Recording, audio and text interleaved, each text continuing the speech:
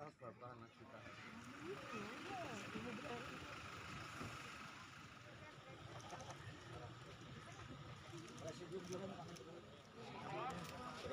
Dalam suasana semarak gathering generasi digital revolusi mental tahun 2024 yang berlangsung di Kota Metro, Menteri Koordinator Bidang Pembangunan Manusia dan Kebudayaan, Menko PMK, Muhadjir Effendi, memberikan apresiasi tinggi terhadap keberhasilan Pasar Yosomulyo Pelangi Payungi.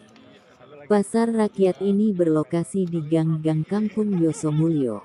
Menjadi salah satu destinasi favorit di Kota Metro, menggerakkan ekonomi lokal dengan omset mencapai 12 miliar dalam 5 tahun terakhir.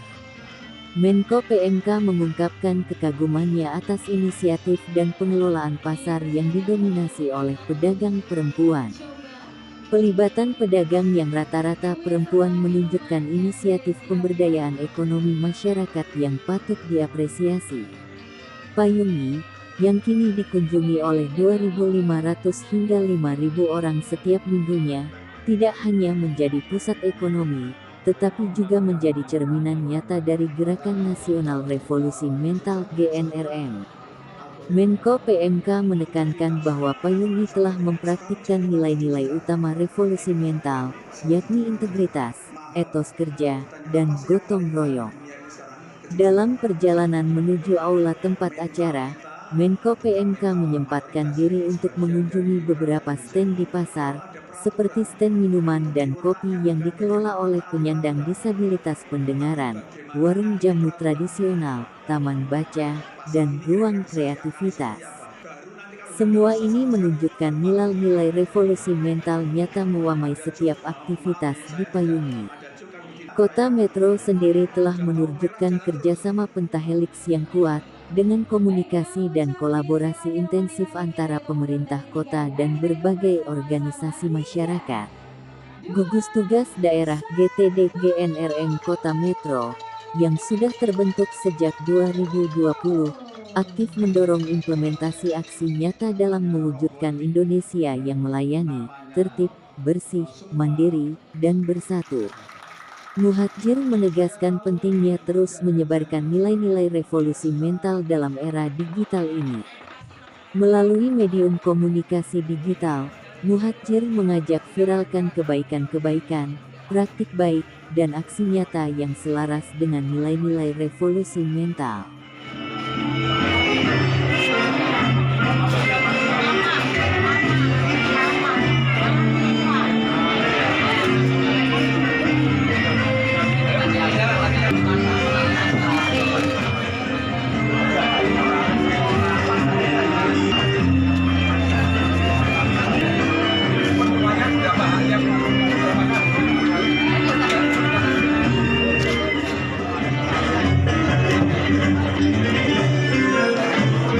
Berkunjung di Kota Metro Lampung dalam rangka meninjau, melihat berbagai macam eksibisi yang dilakukan oleh salah satu lembaga swadaya masyarakat yang bernama Payungi. Ini kegiatannya sangat kreatif, inovatif, dan sangat milenial. Kenapa? Karena pertama di sini telah ada gerakan untuk memproduksi konten-konten positif di dunia atau di jagat virtual. Karena kita tahu jagat virtual itu adalah pertarungan antara yang gelap dengan yang terang, gitu ya. Dan konten positif itu adalah representasi dari yang terang. Dan kalau semakin banyak konten positif membanjir di dunia virtual, maka insya Allah jagat maya kita akan di suasana terang benderang.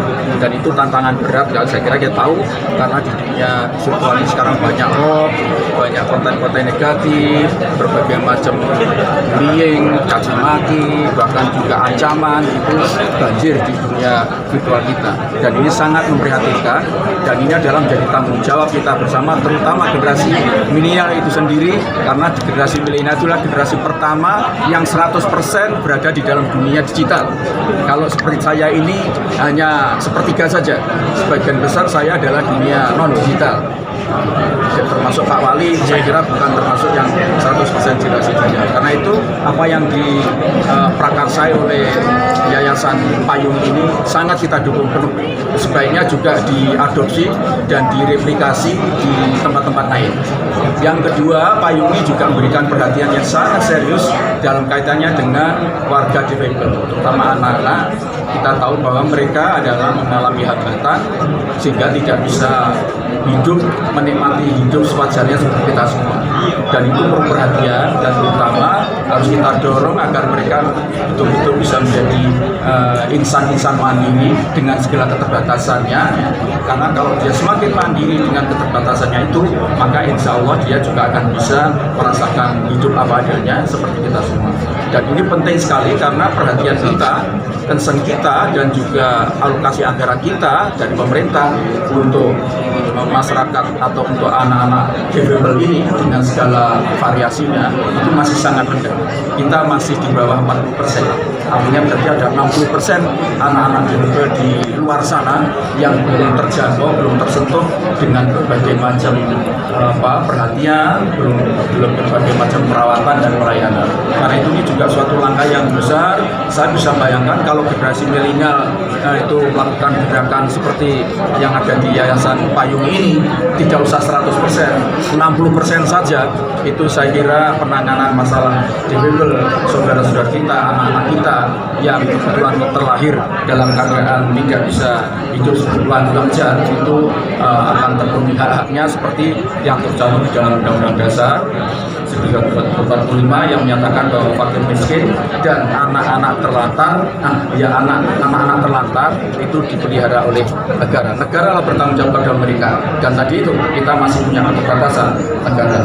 Karena itu kalau ada warga masyarakat, apalagi dari generasi milenial yang memberikan empati, perhatian, kepedulian kepada mereka, sangat kita hargai, sangat kita hormati, bahkan sangat terpuji apa yang telah dilakukan. Upaya kita untuk, karena di dalam revolusi itu ada namanya mandiri ya, kemandirian. Dan ini adalah bagian dari itu, upaya kita memberdayakan masyarakat kelas menengah ya, dan bawah, bagaimana supaya bisa mandiri, bisa survive di tengah-tengah persaingan yang semakin tajam. Ada kemandirian dari kalangan mereka, itu kita akan susah untuk mengangkat derajat, harkat, martabat mereka. Kita tidak mungkin membiarkan mereka menengadahkan tangan untuk mendapatkan bantuan, karena itu bukan cara kita untuk membesarkan bangsa ini. Tapi justru kita berdayakan mereka dengan melalui pasar-pasar yang informal seperti ini. Kelihatannya sepele, tapi saya dapat laporan dari Pak Wali, ini omsetnya per tahun bisa sampai 12 miliar. Tentu saja 12 miliar itu untuk masyarakat awam itu sangat-sangat bernilai. Salah satu dari 4 kota, kota Lampung ini yang mendapatkan ranking penilaian tertinggi di dalam program revolusi mental. Jadi kota Lampung ini adalah salah satu 4 kota di seluruh Indonesia yang mendapatkan penghargaan dan penilaian tertinggi di dalam kaitannya dengan program-program revolusi mental, termasuk yang ini tadi. Saya ini meyakinkan apa benar penghargaan yang didapat oleh kota Lampung ini, dan ini adalah salah satu eksemplar atau contoh bahwa memang di kota Lampung ini telah berjalan sangat baik.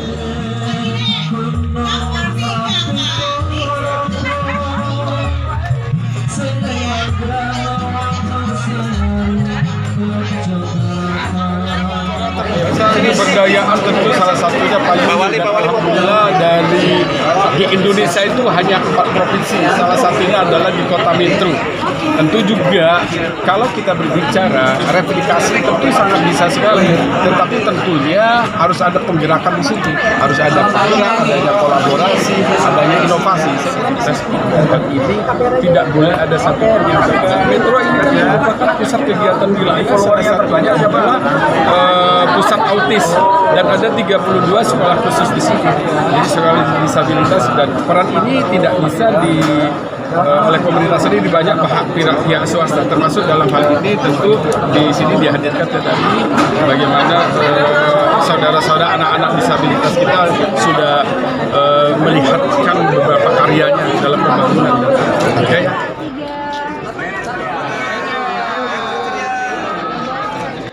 Time 7 TV Kota Metro melaporkan.